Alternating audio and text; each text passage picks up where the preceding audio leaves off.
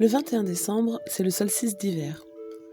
Les païens fêteront Yule et les chrétiens attendront le 25 décembre pour fêter Noël. Pour les autres, ils fêteront des retrouvailles en famille, des échanges de cadeaux et des festins gargantuesques. Et au final, nous allons voir que tout cela a une origine quelque part. Le solstice d'hiver, c'est la nuit qui atteint sa durée maximale.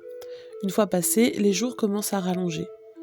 C'est le temps de repos de la terre-mère, et durant ces mois froids et sombres d'hiver, les anciens vivaient des réserves, se racontaient des histoires au coin du feu. On se mettait au lit plus tôt pour économiser des bougies, et on se levait plus tard, on restait au chaud de la couette plus longtemps, pour économiser le bois de chauffage. Il y avait une sorte d'hibernation avec un rythme quotidien qui ralentissait. Aujourd'hui, nous avons perdu ce rythme saisonnier, ayant de la lumière et du chauffage toute l'année, comme on le souhaite.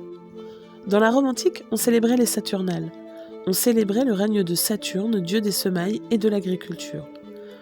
Pendant la durée de ces fêtes, les tribunaux étaient fermés, ainsi que les écoles. On ne pouvait entreprendre aucune guerre ni exécuter un criminel, et les esclaves bénéficiaient d'une sorte de semi-liberté. À ces fêtes des Saturnales, immédiatement succédait la fête ainsi appelée parce que sa célébration consistait surtout dans l'envoi que se faisaient les Romains de présents, tels que cachets, anneaux et d'autres petits objets de sculpture. Ce que l'on sait moins, c'est que le culte le plus pratiqué alors dans l'Empire romain est celui de Mithra. Les Romains désignaient cette période par le jour de naissance du soleil invaincu, le fameux Sol Invictus. Ils fêtaient Mithra, un dieu solaire, et donc le retour de la lumière. Au IVe siècle, le soleil par la naissance du Fils, laissant entendre ainsi que Jésus apportait la lumière dans le monde.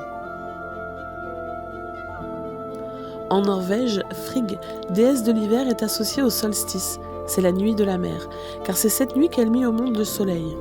Encore aujourd'hui d'ailleurs en Scandinavie, les femmes l'invoquent pour une grossesse sans encombre. Pour les Germaniques, une déesse de la forêt prend la forme d'une biche blanche et entre dans une caverne sacrée pour donner naissance au soleil de la nouvelle année. Au Japon, on allume des feux sur le mont Fuji pour accueillir le soleil levant. En Iran, on allume des feux et on se rassemble pour veiller toute la nuit et aider le soleil dans sa lutte contre les ténèbres. L'hiver est souvent peu apprécié. Il fait froid, sombre, il pleut, il neige, on se plaint et on réclame le retour de l'été. Pourtant l'hiver, c'est le calme, le silence, le retour à soi, l'introspection. C'est le moment de lire, réfléchir, faire des bilans. C'est l'occasion de ralentir, de se retirer de l'agitation quotidienne. Alors profitez des festivités de fin d'année, mais acceptez aussi que certaines personnes restent chez elles tout l'hiver pour ne ressurgir qu'au printemps.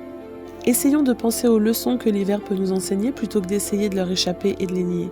Il nous pousse à nous adapter et comme la nature, on fera preuve de force, de persévérance et de prudence.